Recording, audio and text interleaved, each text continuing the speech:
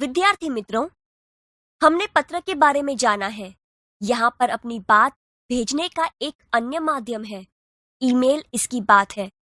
यहाँ हमारे देश के पूर्व राष्ट्रपति एवं missile man doctor Abdul Pakir Jainulabdeen Abdul Kalam ने नई दिल्ली से 19 मई 2005 के दिन "क्या आपके पास देश के लिए 10 मिनट हैं?"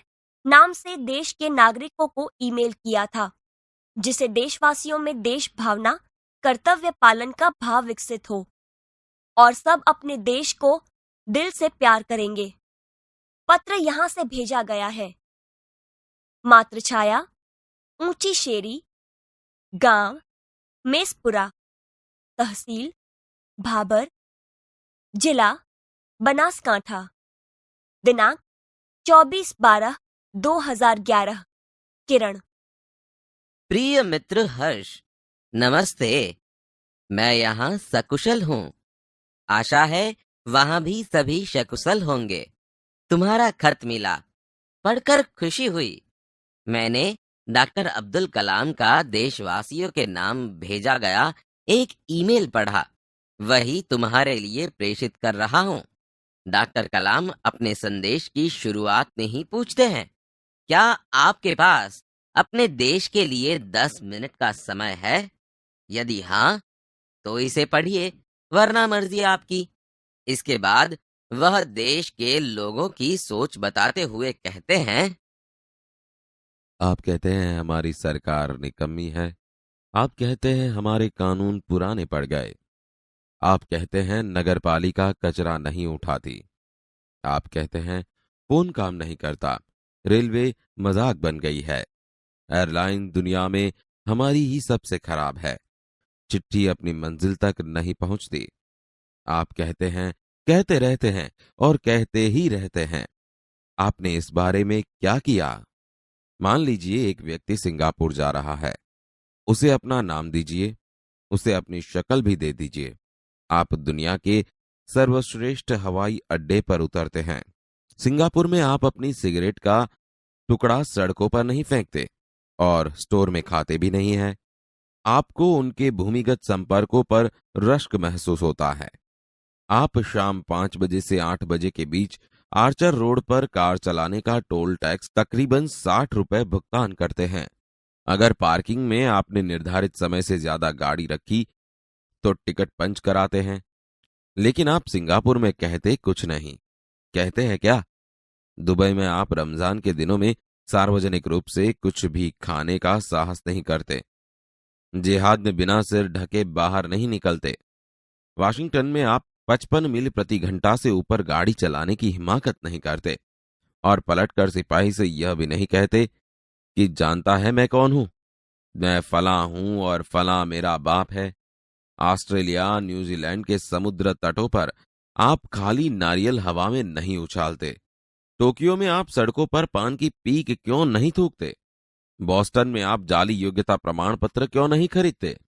मैं आप ही के बारे में बात कर रहा हूं, सिर्फ आपके। आप दूसरे देशों की व्यवस्था का आदर और पालन कर सकते हैं, लेकिन अपनी व्यवस्था का नहीं। भारतीय धरती पर कदम रखते ही आप सिगरेट का टुकड़ा जहां तहां फेंकते हैं, कागज के पुर्जे उछालते हैं। यदि आप पराये देश में प्रशंसनीय नागरिक हो सकते हैं तो यहां भारत में आप ऐसा क्यों नहीं बन सकते?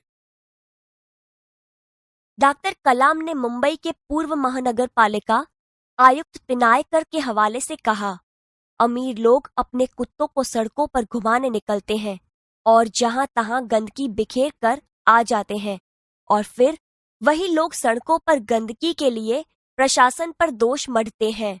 क्या वे उम्मीद करते हैं कि वे जब भी बाहर निकलेंगे तो एक अधिकारी झाड़ू लेकर उनके पीछे पीछे चलेगा और जब उनके कुत्ते को हाजत लगेगी तो वह एक कटोरा उसके पीछे लगाएगा?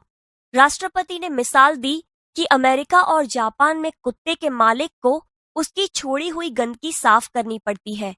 फिर शासन व्यवस्था के बारे में उन्होंने कहा है कि हम सरकार चुनने के लिए वोट डालने जाते हैं और अपनी सारी जिम्मेदारियां भी वहीं उलट आते हैं।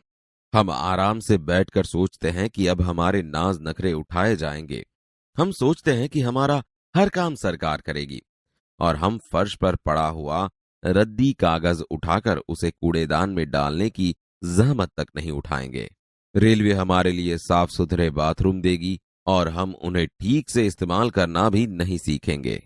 डॉक्टर कलाम समाज की ज्वलंत समस्याओं की ओर इशारा करते हुए कहते हैं, समाज की ज्वलंत समस्याओं पर भी हमारा ऐसा ही रवैया है। हम ड्राइंग रूम में से बैठकर दहेज के खिलाफ गला फाड़ते हैं और अपने घर में इसका उल्टा करते हैं। और बहाना देखिए, पूरी व्यवस्था ही खराब है। अगर मैं अपने बेटे की शादी में दहेज नहीं लूंगा तो इससे कौन सा बड़ा फर्क पड़ जाएगा? इस व्यवस्था को बदलेगा कौन? यह व्यवस्था है किसकी? आप आसानी से कह देंगे, व्यवस्था में शामिल है हमारे पड़ोसी, आसपास के घर, अन्य शहर, अन्य समुदाय और सरकार। लेकिन मैं और आप कतई नहीं। जब कुछ अच्छा करने की हमारी बारी आती है तो हम अपने परिवार को सुरक्षित कवच में घेर लेते हैं, दूसरे देशों की ओर निहारते हैं और इंतजार करते हैं कि कोई मिस्टर क्लीन आएगा, अपने जादुई हाथों से चमत्कार करेगा। और ऐसा नहीं होता तो आप देश छोड़कर ही चल देंगे। उन्होंने कहा, हम अपने भय से भागकर अमेरिका जाएंगे, उनके गौरव का गुणगान करेंगे, व्यवस्था की प्रशंसा करेंगे, और जब न्यूयॉर्क असुरक्षित हो जाएगा तो आप इंग्लैंड भाग जाएंगे। इंग्लैंड में बेरोजगारी होगी तो खाड़ी चले जाएंगे, और जब खाड़ी में युद्ध छिड़ जाएगा तो आप मांग करेंगे कि भारत सरकार हमें बचाकर घर ले आए। हर कोई देश को गाली देने को तैयार है, पर व्यवस्था में सकारात्मक योगदान के बारे में नहीं सोचता। क्या हमने अपनी आत्मा को पैसे के हाथों गिरवी रख दिया है? इस प्रकार इस ईमेल के जरिए डॉक्टर कलाम व्यवस्था में नागरिकों के सकारात्मक योगदान के लिए देशवासियों को झकझोर देते हैं। श्रेष्ठ नागरिक बनने की शुरुआत करने की अपील करते हुए संदेश में कहा गया है कि अगर आप वाकई संदेश से सहमत है तो इसे अपने 10 और साथियों को ईमेल से भेजिए। परिवार के सभी बड़ों को मेरा प्रणाम। तुम्हारा मित्र किरण।